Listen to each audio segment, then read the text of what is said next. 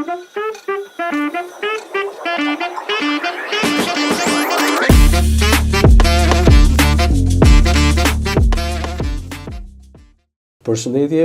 gjithëve, ja tek rishihemi sërish në podcast me doktorin. Sot kam kënaqësinë e veçantë të kem ftuar profesor Dritana Lushanin, shefin e kirurgjisë pediatrike dhe pedagog në Universitetin e Mjekësisë. Përshëndetje profesor. Përshëndetje. Kënaqësi që të kem ftuar në emision. Kënaqësi. Një profil shumë i rëndësishëm, i cili deri më sot në këto 2 vite nuk është trajtuar dhe nuk është prekur nga ana e emisionit podcast me doktorin, kështu që sot mezi presim të dëgjojmë më shumë rreth kirurgjisë pediatrike. Faleminderit. Do doja të dija diçka më tepër rreth rrugëtimit tuaj. Së pari, cila ka qenë arsyesa e madhe që keni zgjedhur të jeni mjek dhe pastaj sigurisht rrugëtimi në specialitetin që keni zgjedhur. Atëherë unë kam filluar punë vitin 1990, kur mbarova fakultetin e mjekësisë. Në mjekësi u futa, me thënë drejtën, për shkak se edhe i mat ishte mjek. Nuk ishte te dega që unë vetë kisha për të zgjedhur në fakt, po duke qenë që, domethënë, ai ishte në një farë mënyrë pak u shtyva, pastaj pak u mësova që ta pëlqej si thosh me kalimin e kohës. Dhe kështu që u bëra doktor.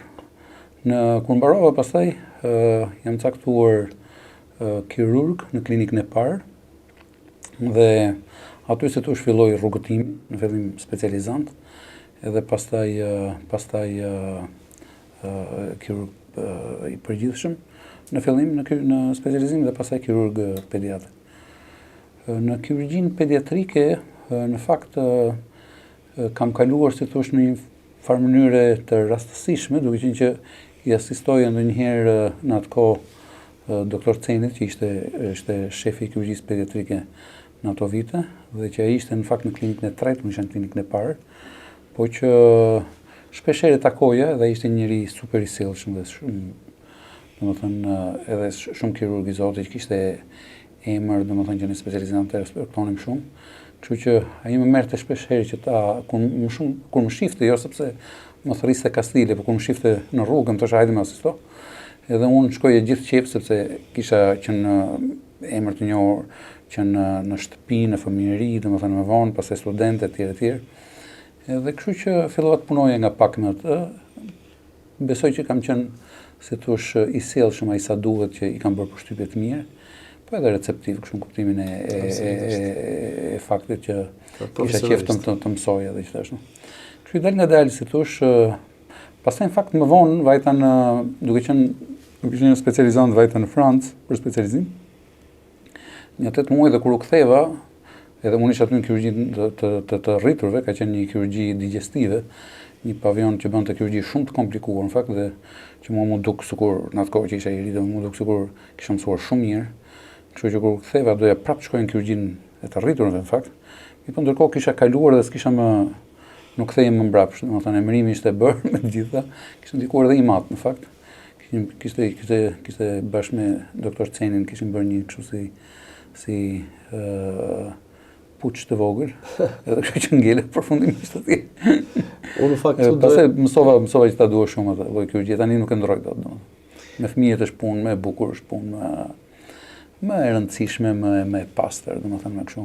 Kështu që punë më delikate, kirurgjia është më fine. Pra, kirurgët po dhe më shumë përgjegjësi. Më me finesë në botë janë edhe më të mirë, shumë teknikisht janë kirurgët e fëmijëve. Besoj ka edhe më shumë përgjegjësi. Ka më shumë përgjegjësi, ashtu është. Sepse me fëmijën besoj prapë shqasja është edhe më. Po sigurisht, ke më shumë jetë për të shpëtuar. Kur shpëton një fëmijë, shpëton një jetë për 80 vjet, për 90 vjet, domethënë varet se jetojnë.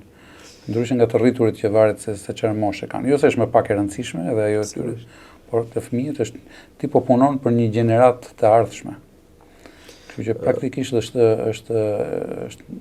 rëndësishme. Ndërkohë që ju flisin, në fakt pyetja që merri në mendje ishte sa shumë presion pozitiv apo negativ është ti jesh djali një doktori i cili të do patjetër të bëj mjek. Pra të shikon vetëm në këtë rrugtim. Si ka qenë kjo te ju? Është një lloj presioni.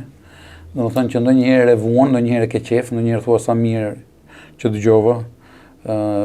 Ndonjëherë kur lodhesh shumë thua më mirë të kisha bërë atë që doja atëherë, mos kisha bërë këtë që më thanë. Domethënë Është më në fund, duhet ta konsiderosh është ndihmë, me thënë. Absolutisht. Unë me Timat kemi qenë edhe ai ka qenë kirurg, si thush, edhe kardiokirurg, po që në fakt edhe ai e ka filluar si kirurg i përgjithshëm, kështu që në ato hapat e para, mbaj mend që ndonjëherë më ka asistuar, ndonjëherë merrte raste kastile që ti bënte vetë, që edhe unë ta asistoja, ndonjëherë edhe operoja i më asistonte. Domethënë, sigurisht me pak raste se sa kanë qenë mjekët që kanë qenë atje, si thush tamam të shërbimit, po që sepse kanë qenë në fillim, kanë qenë në të njëjtin vend, kardiokirurgjia me kirurgjinë e klinikës parë. Kështu që në fakt, si thush, ajo shuma e presionit rezulton për mirë. Doktor, do doja tani të dija pak më tepër rreth punës tuaj klinike, rasteve, karrierës tuaj, po tashmë në një mënyrë pak edhe më të prekshme.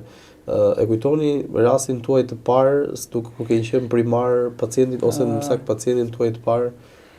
Rastin e parë, se ndoshta nuk harrohet, kam përshtypjen. Nuk e mbaj mend. Në fakt, rastin e parë, domethënë si primar, nuk e mbaj mend për faktin sepse ndoshta njeriu mban mend themi operacionin e parë. Për shembull, mbaj mend për shembull kur më kanë dhënë themi apendicitin e parë, që kam qenë specializant. Që më ka dhënë një nga kirurgët aty, pastaj një të dytë, një të tretë, nuk do të përmend kush ka qenë i parë, i dytë. Edhe por, domethënë ato raste ato i mbaj mend shumë mirë. Cili ka qenë operacioni i parë, e kujtoni si rast? Zakonisht ka qenë kështu si traditë që gjëja e parë që t'i japin si specializant, kirurgët që bëjnë roje me ty, biles duan dhe dojnë drek. Po zakonisht t'i japin apendicitin operacionin e parë. E pastaj del nga dhe. Jo se është operacioni me i letë gjithmonë, po është me i shpeshti, është që ata se tush je në urgjencë, zakonisht nuk është i planifikuar, kështu që ke kohë, se urgjencët nuk është se janë gjithmonë shumë, mund të kesh një operacion 2, në njerë ke edhe 15 në ditë, edhe s'kan kohë, po kur ka qenë me nge, domethënë zakonisht merrnin themi specializantin që ishte afër kohës që mund të operonte vetë, edhe i jepnin themi operacionin e parë. Dhe kurse operacioni i parë si primar nuk më kujtohet, dhe e di pse, sepse normalisht kur ti fillon si primar, praktikisht ti ke operuar vetë, themi, primari jot ka qenë aty afër teje ose s'ka qenë, po ka qenë operacioni i tij. Kështu këto nuk kanë qenë operacione fakt që ti mund të mbarë, dhe kanë qenë zakonisht operacione të lehta. Një operacion të madh, atë mund të mbaj mend, për shembull që ka qenë një operacion i madh i rëndësishëm. Këto mund të kenë qenë operacione që mbaj mend. Operacione që kanë qenë operacione të rëndësishme, themi. Që ose kanë qenë të rëndësishme për mua, ose kanë qenë operacione të mëdha, ose sepse kanë qenë operacione për operacione të rëndësishme të komplikuara, të themi, për nivelin tim në atë kohë, ose sepse janë bërë për herë të parë, themi, në klinikë. Dhe kam qenë unë që i kam, ose një operacion që shefit, themi, ka pas besim dhe më ka lënë, kupton. Edhe unë kam bërë, si thosh, e di që kam bërë, themi, një operacion të madh për herën e parë.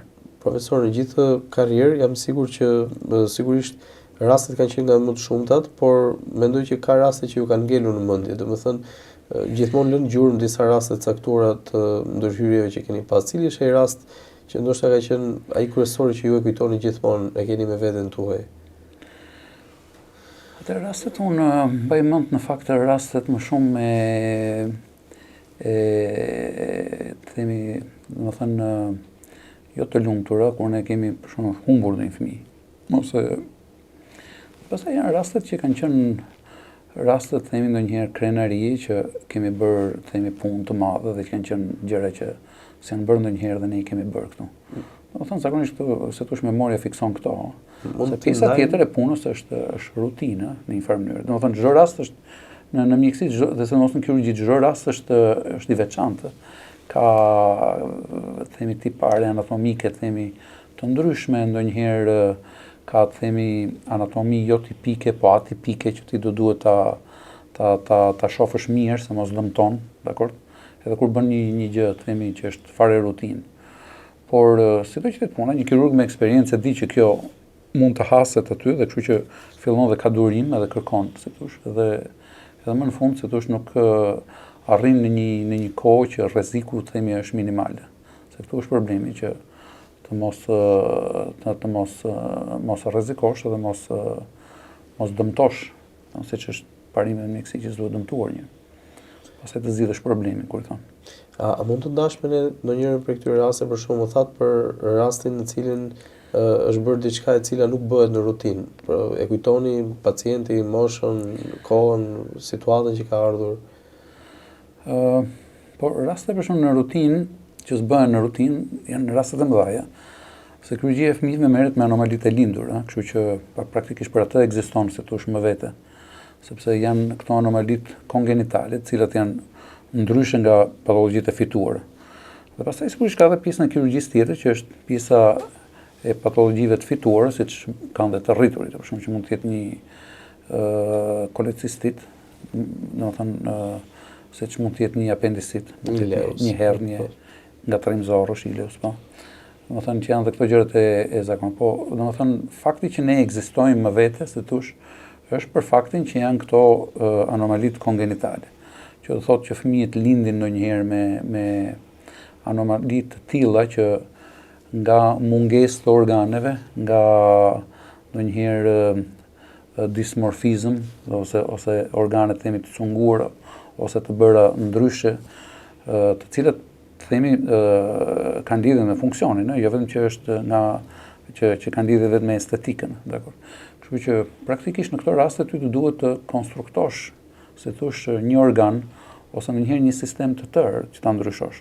Dhe kjo ndodh në të gjithë spektrin e kirurgjisë së fëmijëve, se ne bëjmë vetëm themi toraksin, gjoksin, barkun edhe urologjinë. Për shembull, po kështu punon themi neurokirurgjia, po kështu punon kardiokirurgjia, që këto janë kirurgji që bëhen brenda kirurgjisë të rriturve, si thosh. Dhe ortopedia, ndonjëherë otorinolaringologjia etj. Kështu që këtu ndonjëherë kemi themi anomalitë të cilat janë shumë të komplikuara, që ty të vërtet duhet të vësh në punë, jo vetëm si thosh ato që di, po ndonjëherë edhe atë fantazinë aty brenda për brenda, si thosh punës. Edhe do përdorësh themi kështu, si thosh ndonjëherë tips and hints, edhe gjërat vogla që duhet i përdorësh si zanatçi i vogël, si thosh, të përdorësh ca hinte që në mënyrë që t'ia dagjesh, si thosh, atij konstruksionit.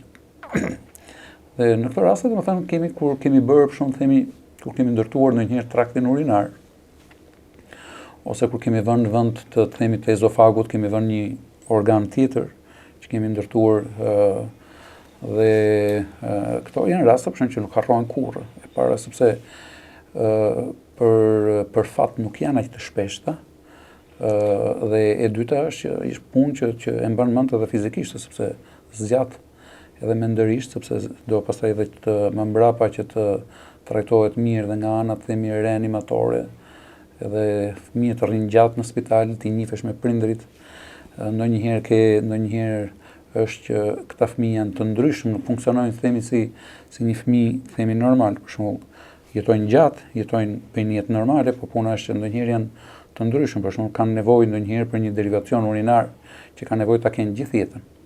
Kështu që kateterizohen vetë, kanë një vrim të themi diku afër kërthizës, ndonjëherë te kërthiza që mos duket, ose ndonjëherë në ndonjë palë lëkure, ku fëmijët mësohen dhe jetojnë ashtu duke u kateterizuar gjithë jetën, sepse nuk arrin dot të themi që të zbrazin vezikën, ta zbrazin normalisht.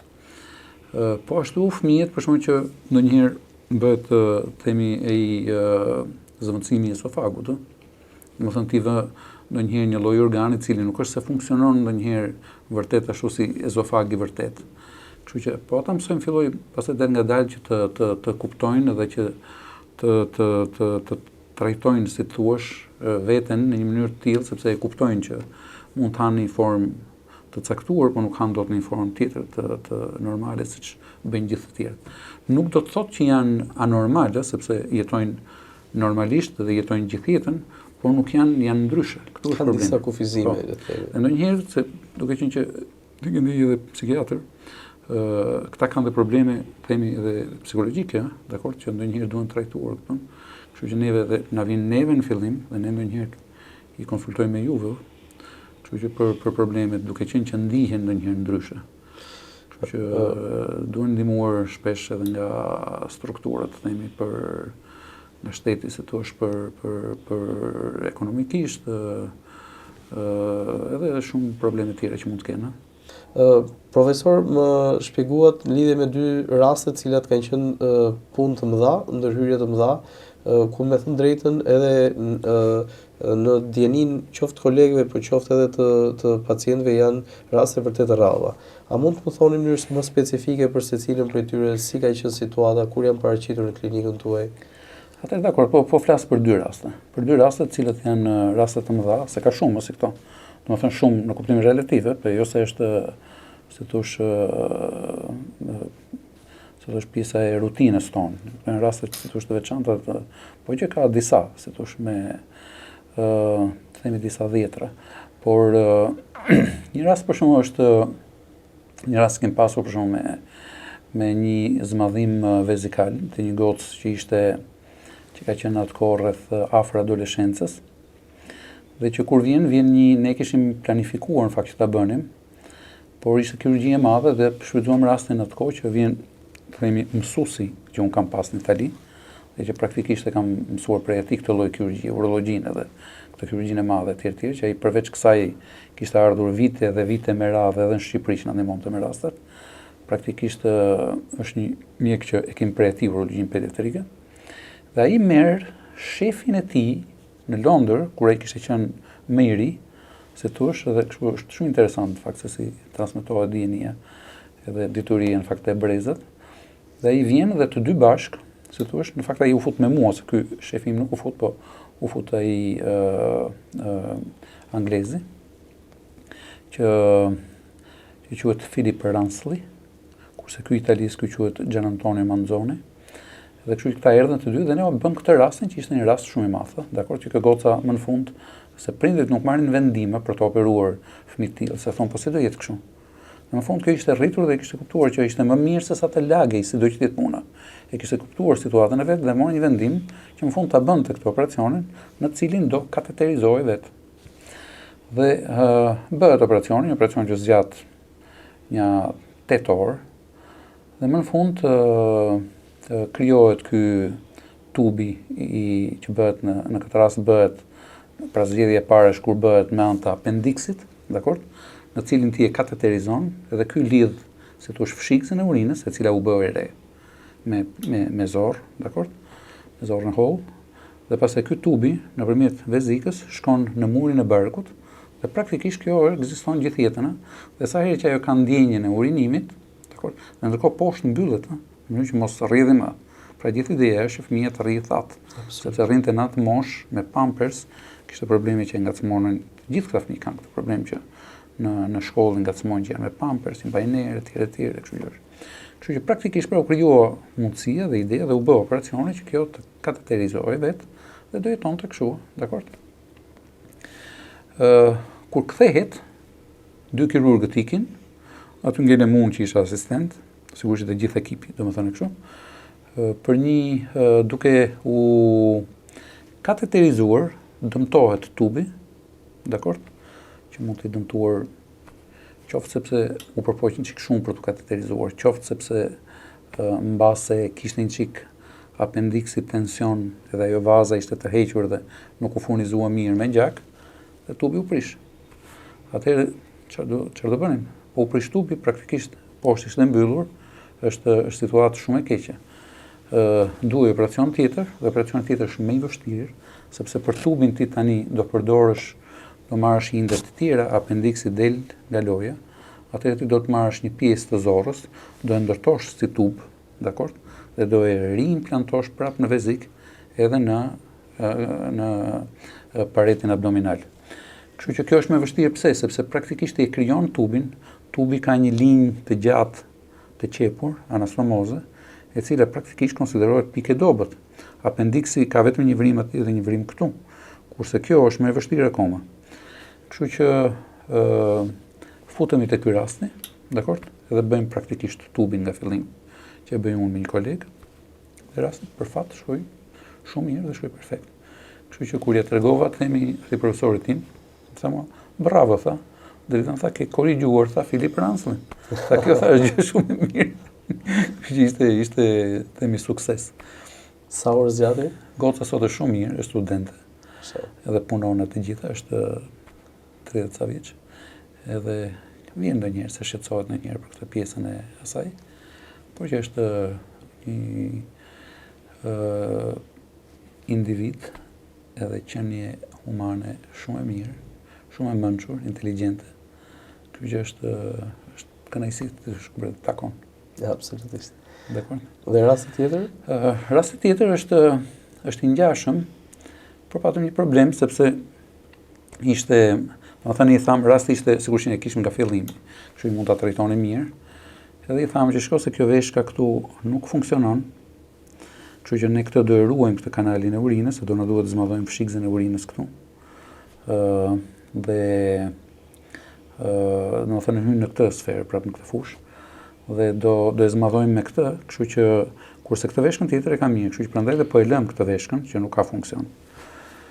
Ky, në fakt, këtu ngjidhe rastin të them që së ndonjëherë, duke qenë që familjarët janë të shqetësuar sigurisht dhe kërkojnë ndonjëherë ndihmë, dhe njerëzit ju japin ndihmë dhe ka ca shoqata që ju japin dhe para, dakor, që i marrin edhe që i çojnë në çdo lloj vendi. E para një herë nuk dihet se ku shkojnë, e dyta ti nuk e di nëse po i bën mirë apo keq, dakor? Dhe praktikisht kështu ndodhin këtë raste, domethënë ai gjeti një shoqat që praktikisht që nuk na pyetën, se ka ndonjëherë ndonjë që na pyet, që merr në telefon dhe thotë që shiko, ky rasti që na kërkon para, se grumbullojnë shumë para, grumbullojnë mijëra euro, që i çojnë sepse andaj pastaj kushton shumë. Edhe kështu që po praktikisht ky funksionoi jo mirë. Pra ata e ndihmojnë vërtet, se thuash, i pagojnë shpenzimet diku në Turqi, ata shkojnë atje edhe i këpusin një të hequr veshkës, që praktikisht në lanë pas zgjidhje. Është ndryshe kur ti zmadhon fshikzën e urinës me kanalin e urinës, sepse fshikza e urinës në këtë rast mund të zbrazet vetë. Nuk e nevojë për të bërë tubë, siç tham rreth parë. Në qoftë se të duhet të marrësh zorrën, zorra nuk sillet kurrë si fshikza e urinës. Kështu në atë rast, atëherë ty të duhet operacioni zgjat 2 fish dhe fëmia vuan gjithë jetën sepse duhet të kateterizohet. Kurse kur ti ke këtë që ke vënë vetëm kanalin e urinës aty në atë rast, atë fëmia mund të urinojë dhe duke u trajnuar nga pak, fillon dhe urinon vetë, nuk ka nevojë për asnjë gjë tjetër. Pra jeton është ndryshim i madh. Dhe duke na hequr këtë mundësi, praktikisht ngelëm shumë keq. Ai më në fund, dhe bile se kishin bërë riimplantim në fillim, pastaj kishte hequr veshkën, se kishte thënë jo, këtë veshkën mund ta shpëtojmë, por veshka ishte vetëm 3-4% funksion.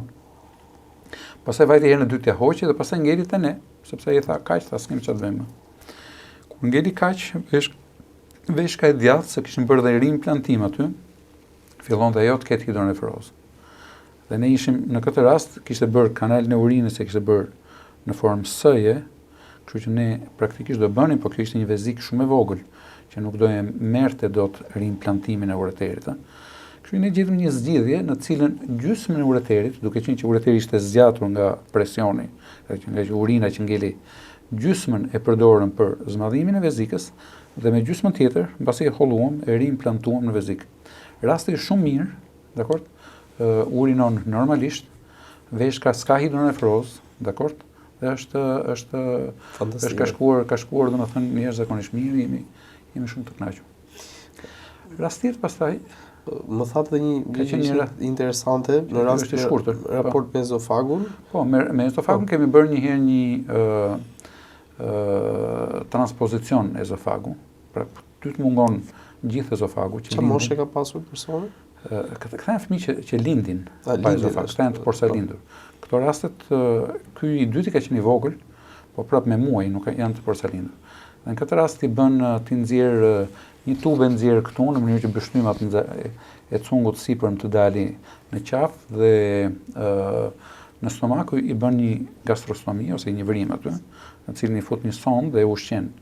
Dhe pastaj më vonë kur fëmia bëhet themi rreth afër 1 vjeç, atëherë ti bën transpozicionin që ti merr një nga ose zorrën e trash ose stomakun që e çon në. Dhe ky ishte një rast i dytë që unë kisha bërë. Edhe kujtohet që rasti vajti shumë mirë, që e bëmi një kolegë aty në punë, dhe me stomak ishte hera e parë që e bëm. Edhe vajti edhe mbas 2 ditësh që ne kishim mbaruar, rasti ishte në reanimacion, vjen një mjek nga Australia, që edhe ai ka ardhur disa herë, ka operuar me ne.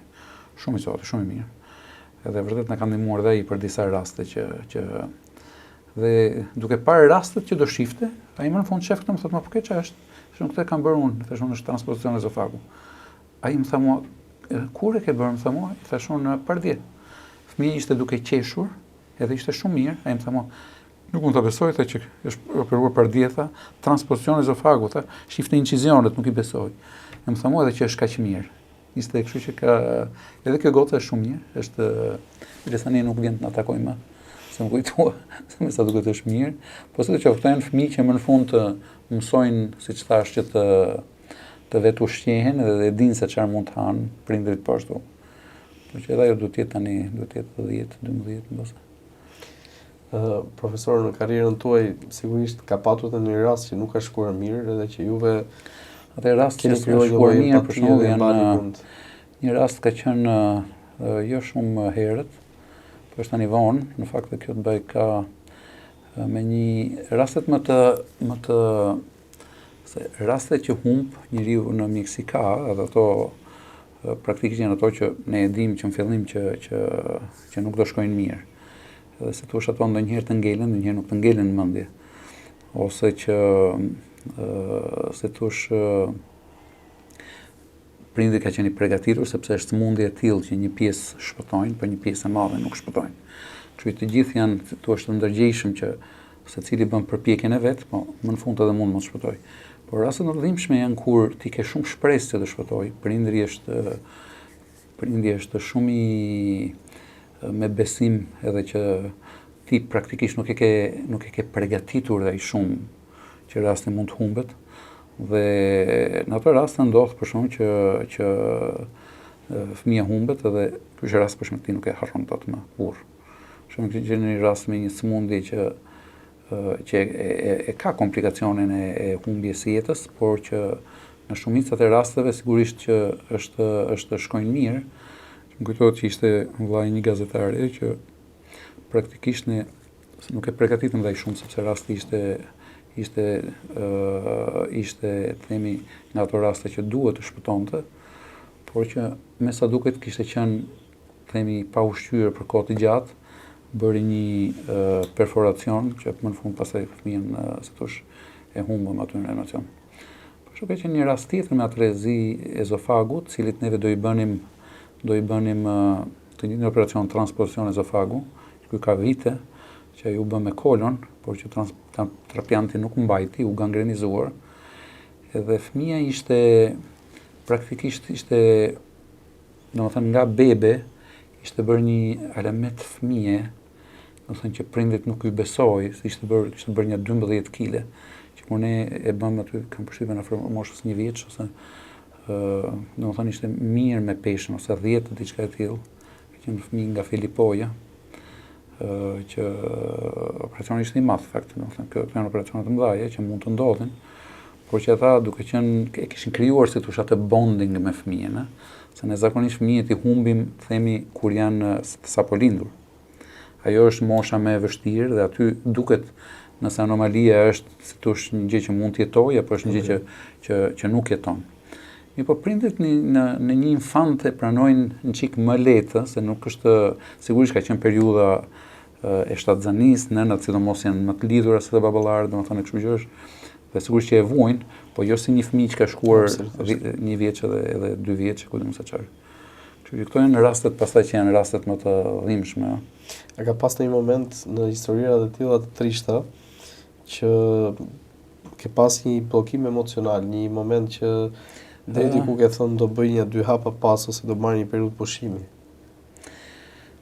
Shiko, e di çfarë të ndodh që demoralizohesh edhe fillon edhe në një farë mënyrë I mendon mirë rastin e rënd, që ta marrësh përsipër apo jo.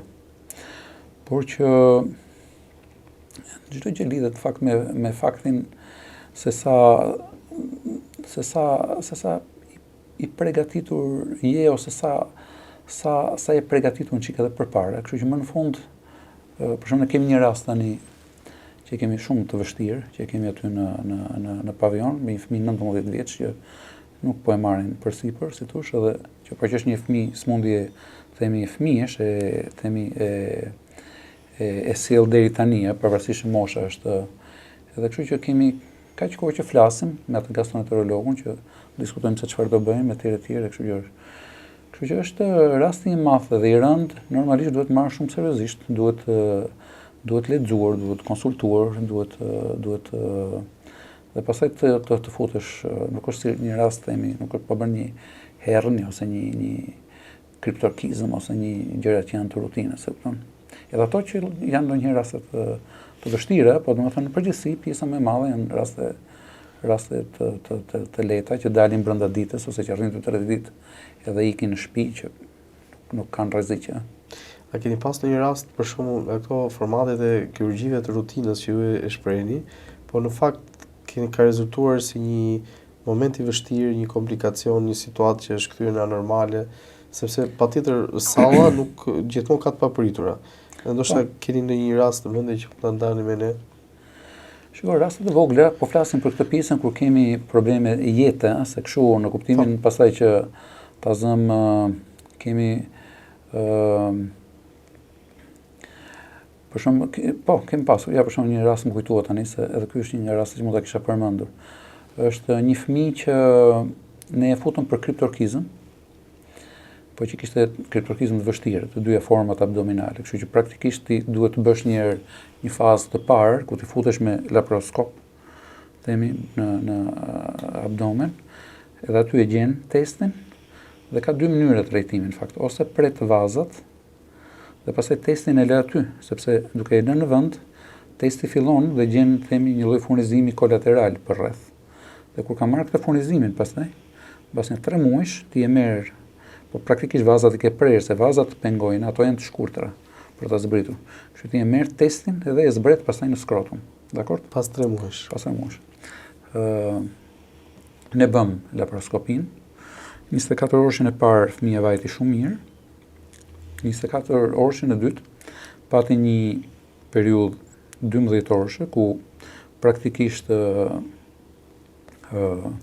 bëri perforacion, që ka mundësi ta ketë bërë, them unë, aty nga ora 12, po si do që jetë puna, brenda themi ditës u fut në sallë nga darka.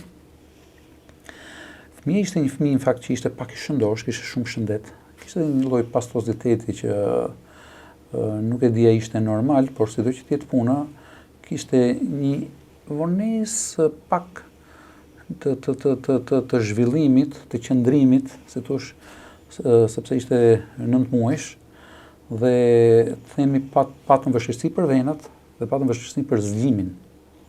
Kështu që pati edhe një periudhë vështirë në reanimacion, nëse shpëtoi aty nga ne, po ashtu në reanimacion, dhe më në fund shkoi në Rom, ku praktikisht doli nga gjendja, dakord, por ka mundësi që kjo vonesa të jetë theksuar, ose është theksuar, ose është rivendosur, sepse tani është vështirë që ta kuptosh domethënë se çka ka ndodhur. Ky për shkak është një rast për shkak që nuk është rast i mirë, është rast faktik. Nuk ka humbur jetën, po fëmia është me një lloj zhvillimi psikomotor, motor më shumë sepse nuk është akoma i vogël, po që praktikisht prindrit në një farë mënyre e kërkojnë sa të është tek mungesa e ndihmës së duhur. Doktor, në rutinën tuaj ka patur edhe shërbime 24 orëshe, ka patur shërbime të rojës, momente që sigurisht shërbimet e roje vinin gjithmonë nga më të ndryshmet, ndonjëherë të shumta, ndonjëherë të pakta. A ka pasur ndonjë ditë që e mbani mend të mirë për volumin, për rastin që ka sjell, për vështirësinë që ka pas dhe kujtoni? E mbaj mend shumë mirë. E këtë e mbaj mend se është e paharrueshme. Është biles ndonjëherë kur qeshim, bëhet në një roje për shkak që si thuash ka raste shumë, edhe gjithmonë kujtojmë këtë, edhe në fakt rekordi nuk e kemi thyer akoma të kësaj rojes. Po tani ka më pak lindje se çka pasur, kështu që atëherë ka pas më shumë punë. Po kirurgjia pediatrike, si thosh, pavarësisht punës së rutinës që ne kemi dhe kështu, po anomalitë e lindura janë sipas incidencës, kështu që nëse ne themi kaq lindje në vit, atrezi ezofagu mund të jenë të zëmë të themi, përpara kanë qenë 15-20, tani janë një 3-4-5, në një vit e kaluar kanë qenë 3 biles. Edhe Kështu që në atë kohë unë mbaj mend, kështu që praktikisht është shumë vështirë që ti të kesh shumë anomali, sepse i bie që një lind në themi 300-400 lindje, një në 200 lindje, një në 500 lindje. Kështu që kështu janë anomalit. Dhe unë mbaj mend që ajo roja ka qenë një roje që ne kemi pasur çdo anomali të lindur brenda një roje. Të gjitha ato që libri ka kapituj më vete, dhe më thënë, ne kemi pasur çdo anomali, ne kemi pasur aty. Përveç që kishim apendicit, kishim dhe peritonit. Dhe mund të kemi qenë rreth 16-17 operacione, por mund të kesh apendicite, mund të kesh hernie të inkarceruar, mund të kesh torsione testi, për shembull që janë operacionet vogla, mund të kesh shumë nga këto. Po që kesh operacione të mëdha, domethënë ishte domethënë roje pa mbaj mend që erdhi dhe një koleg që edhe që i bëm të dy, domethënë që ishim edhe kemi qenë në një fazë të vështirë atëherë, sepse bëhej spitali pediatrik dhe ne operonim te urgjenca e dyshit, nuk e di kujtohet urgjenca që ka qenë një gjë, një strukturë, domethënë e vjetër dhe shumë e vështirë për të punuar. Dhe sajuar. Po. Profesor, a keni pas një rast të çuditshëm që sa herë kujtoni u bën për të qeshur në një situatë ndoshta me familjarët, ndoshta me fëmijën, diçka që e kujtoni? Ne kemi gjithmonë, po puna është jemi mësuar kaq shumë se që ndonjëherë nuk i mbaj mend të gjithë. Unë ndonjëherë mbaj mend në familjarët ndonjëherë janë dyshues. Edhe të vinë për shembull edhe ti thua për shembull shikoj se ky rasti nuk është për të operuar. Edhe ai thotë po mirë, thotë dakor. Pastaj ikën edhe vjen prapë dhe thotë që doktor do të shikoj, thotë të lutem, thotë ma fut në sallë fëmijën. Thotë po them po nuk është për të operuar, më them. Dakor, po shikoj, thotë, të lutem, thotë. Mendova edhe një herë, ma fut në sallë. Më ka dyshimin që unë po e fus në sallë se kam ndonjë arsye, no? Dhe ndërkohë ishte një rast tjetër që ishte në rojë dhe kjo, që unë i them që shiko duhet futur në sallë, i them unë. Edhe më thotë doktor, dakor, thotë, po të shiko këto, thotë, se mos ma futesh kot në sallë, më thotë mua. Të lutem, më thotë mua kështu. Edhe unë them, more, nuk është duke folur. Edhe tani ishte që më vinin të dhomë dhe njëri më thoshte ma fut. Edhe më në fund vjen edhe i them, hajde të dy këtu, i them. I them unë atëherë dëgjoni këtu, i them unë. Ty të them që s'është për të futur, ti më thua ma fut. Ky më thot, i thashun që i them që ti më thuaj se mos ma fut. I thashun do ta zgjidh këtë punë me njëri tjetër dhe bindur i them unë që unë po ju them atë që duhet. Doktori mu dhe pikë. Ky rast kështu ka sa duhesh. Anomalirat çuditshme, pastaj anomalirat çuditshme ne kemi dhe raste sepse ndonjëherë anomalit janë siç i përshkruar në libër, edhe libri për shembull ka thotë që kjo anomalia për shembull është e lehtë është kështu, pastaj range-i si thosh vjen duke sipas vështirësisë. Kjo më e lehtë, kjo pak më ashtu në edhe anomalia është anatomike në shumicat e rasteve. Pastaj ka pastaj edhe si thosh edhe pasojat edhe fiziologjike edhe kështu. Por ndonjëherë ti ke një anomali që ty nuk të përputhet fare me përshkrimin, edhe kështu që këto janë gjërat që ti i ke si të çuditshme. Njëherë ti ke pasur një gocë që ta shohësh një element zonjushe, tani është rritur, po domethënë e bukur edhe rritur mirë, që kishte një anomali domethënë të fare të pashpjegueshme këtu, që as e përshkruar as e në këto raste për shembull duhet studiuar mirë, duhet parë mirë anatomia dhe duhet bësh themi atë rekonstruksionin anatomik, pavarësisht se ti nuk e ke mësuar këtë rast. Por sidoqoftë ti operon atë fushë, si thua, për shembull ne bëjmë për shembull themi këto anomalitë interseksuale, edhe praktikisht e kemi ashtu, kështu që ti themi në këtë rast se tu është korrigjuam edhe anomalin tjetër, që ishte një gjë që s'kishte lidhje, por që ishte anatomia ishte disformuar komplet. Po që rasti ka shkuar shumë mirë. Ka shkuar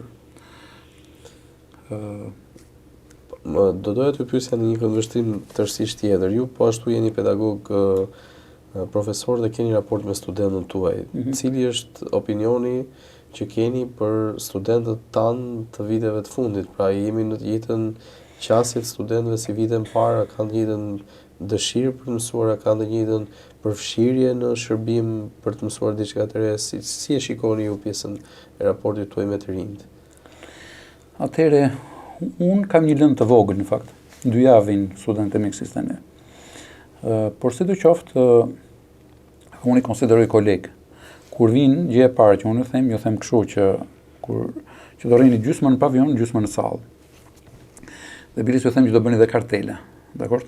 Kur ti bën kartelën, praktikisht I shkruan anamnezën, dhe një të smuri, ti pyet edhe prindin, ti praktikisht mëson, themi në një farë mënyre, atë pjesën e klinikës të gjithë smundjes.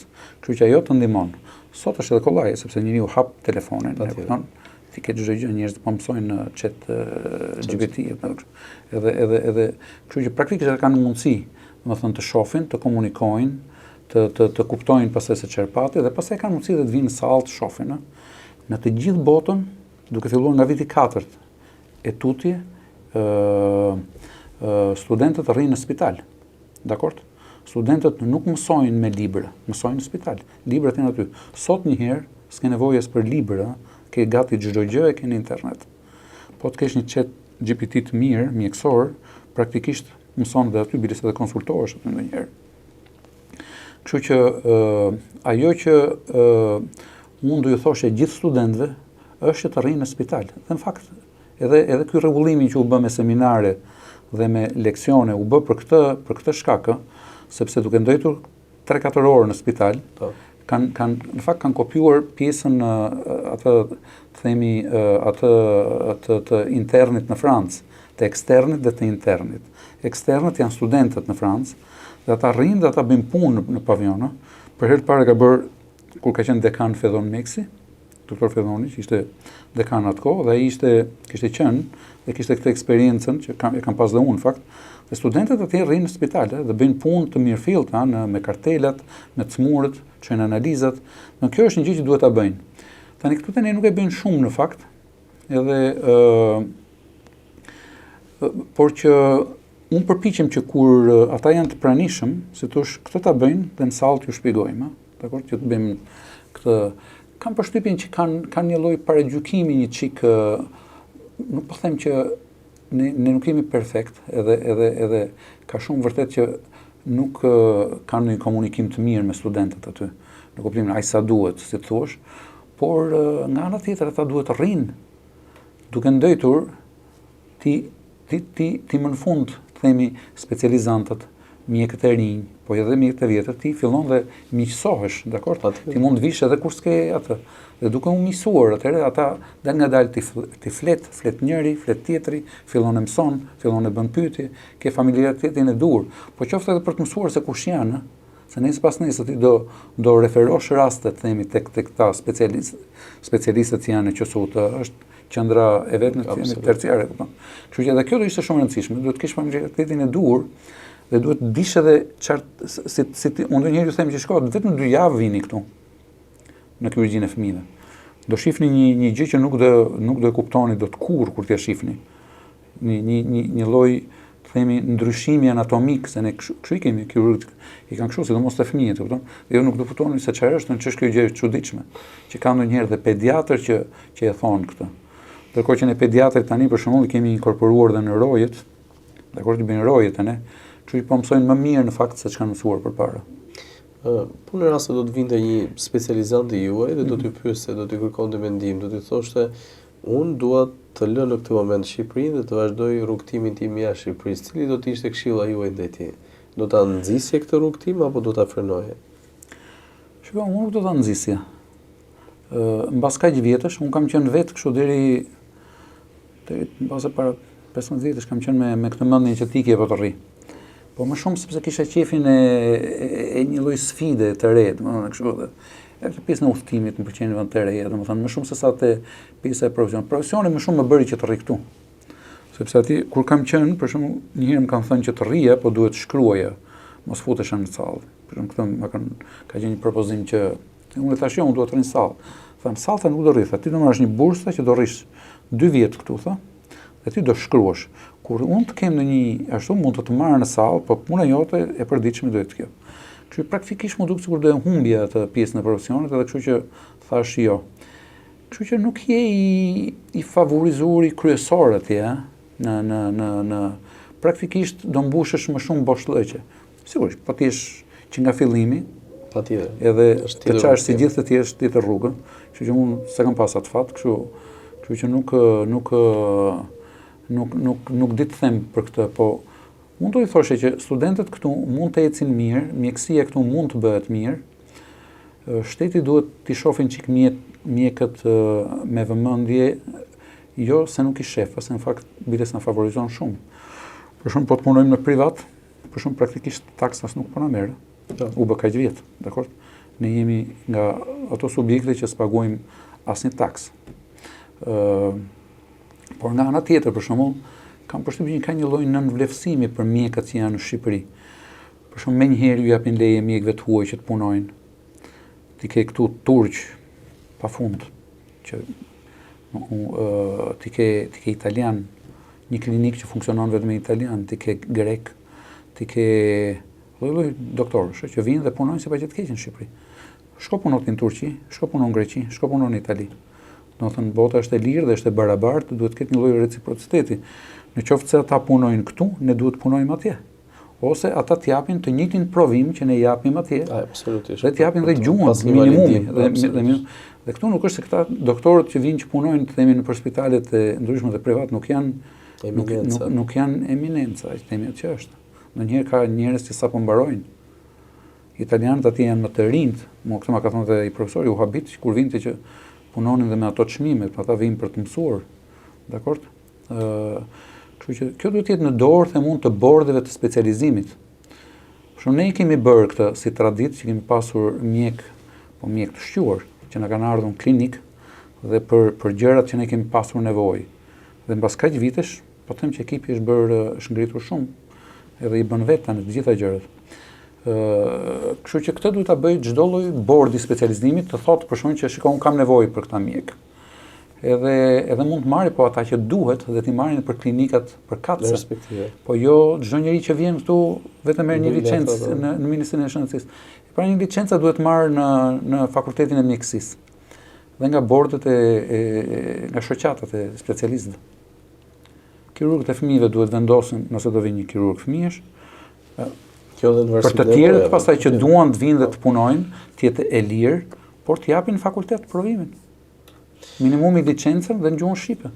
Është korrekte se tush.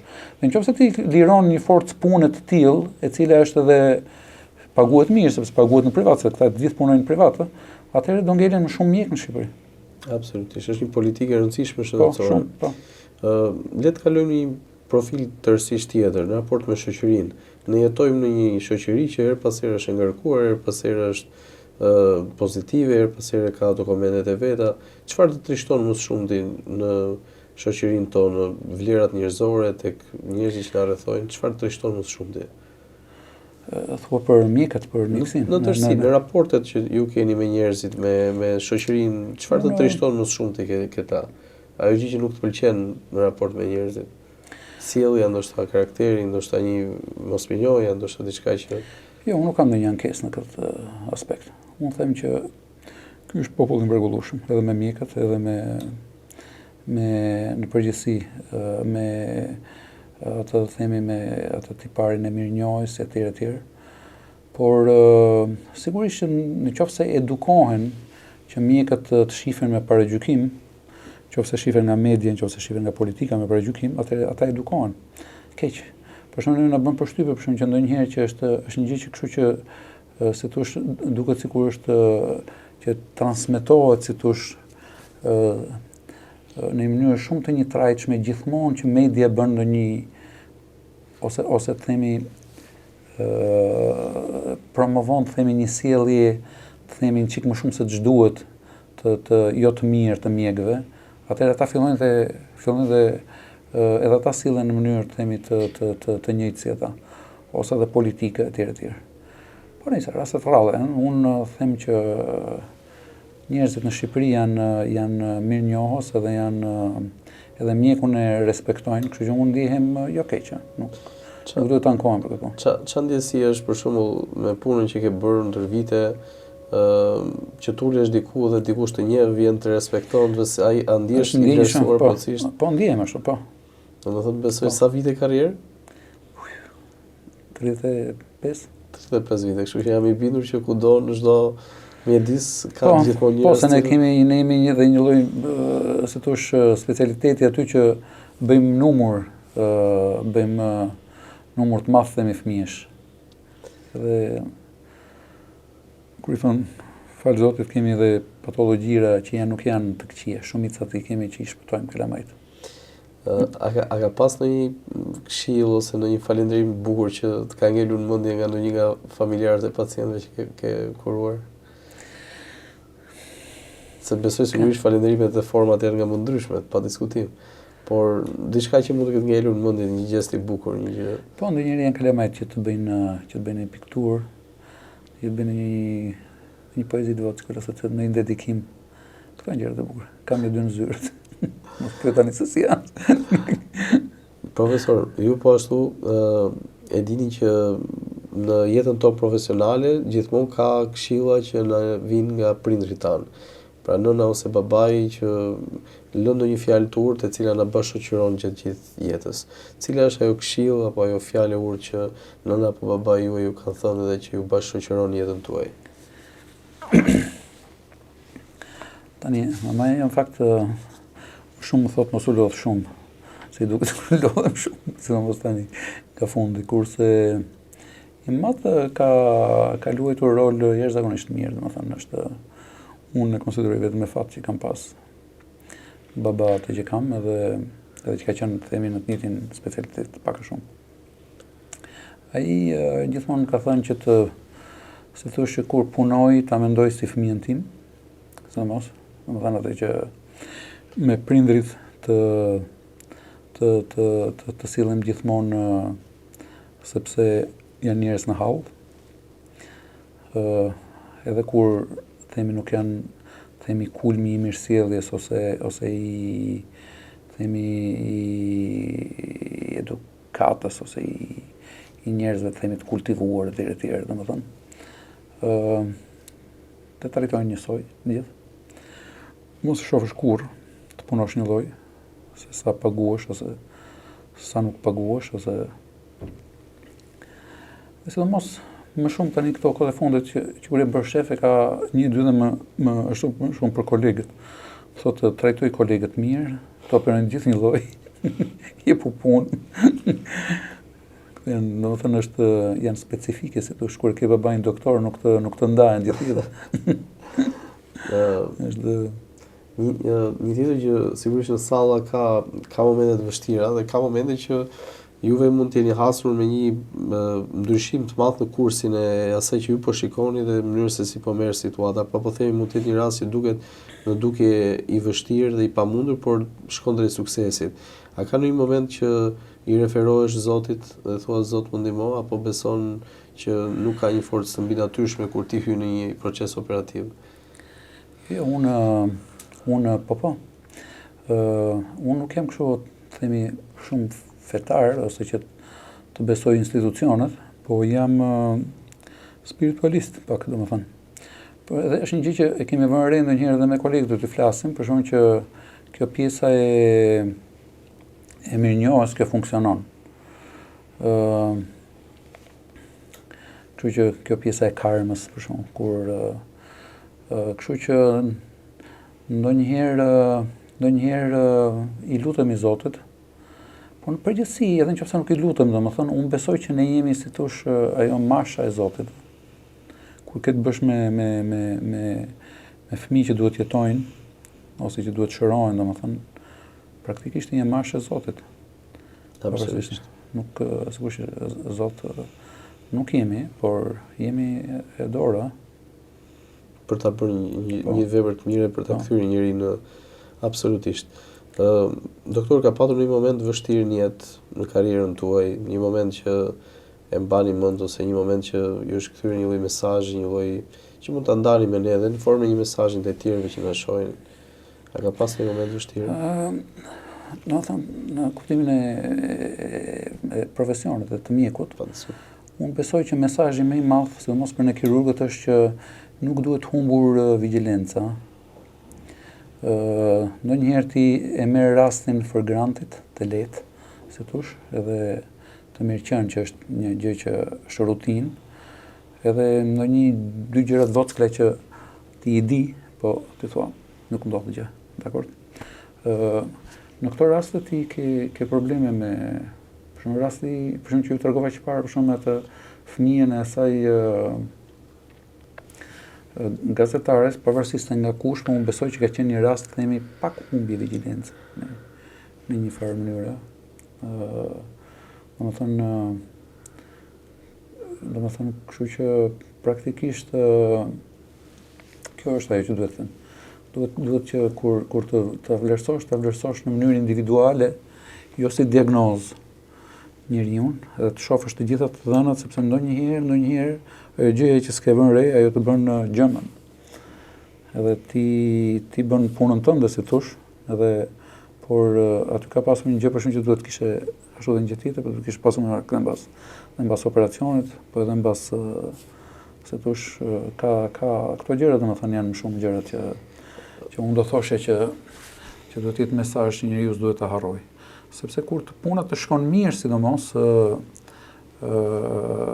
atëherë fillon dhe të rrëmben ajo pjesa e rutinës, edhe të duket sikur kjo është një gjë që duhet ta kujtosh gjithmonë. Një pjesë e mirë e pacientëve ka një familjarëve, sigurisht në rastin tuaj, ka një tendencë që komunikimet më shumë të kenë me telefon. Cili është raporti I juaj me telefonin, me pacientët? Unë jetoj në telefon. Është edhe për faktin që marrëdhëniet me pacientët duhet t'i kem vetë. Domethënë më shkon ndonjëherë mendja se më lodha janë pas ditëve të darka, që duhet të kthej përgjigje mbasi ke operuar. Po nuk e zëvendëson dot asgjë këtë.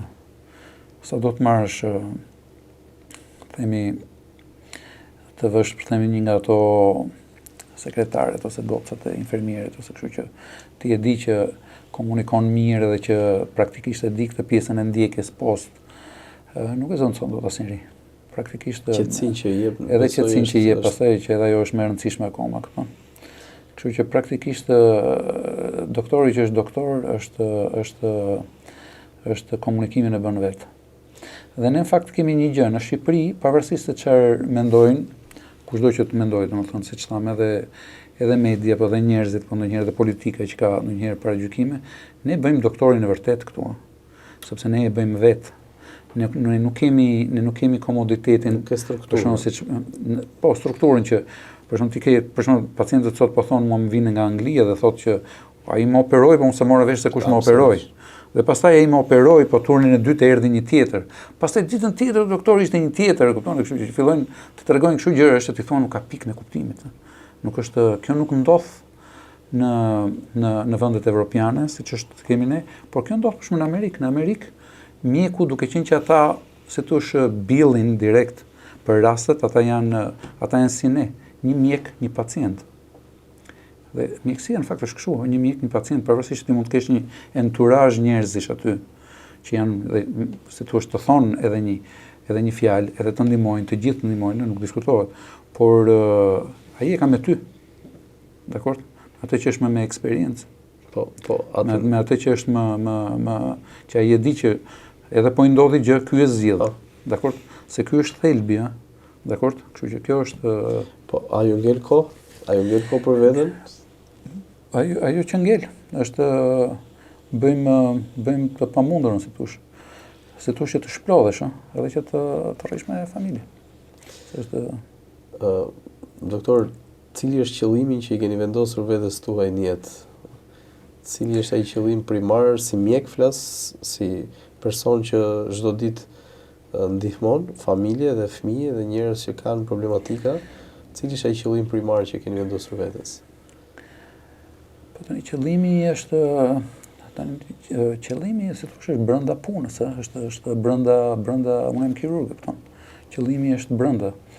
Njerëzit si thosh me qëllimin kur mendojnë si thosh qëllimin e të jetuarit, praktikisht mendojnë për shembull themi fëmijët. Pse fëmijët? Sepse fëmijët janë ata që praktikisht ti transmeton në këtë botë. Edhe transmetimi nuk është vetëm në te fëmijët e tu, por është edhe te ajo që ti je, edhe që ti e transmeton.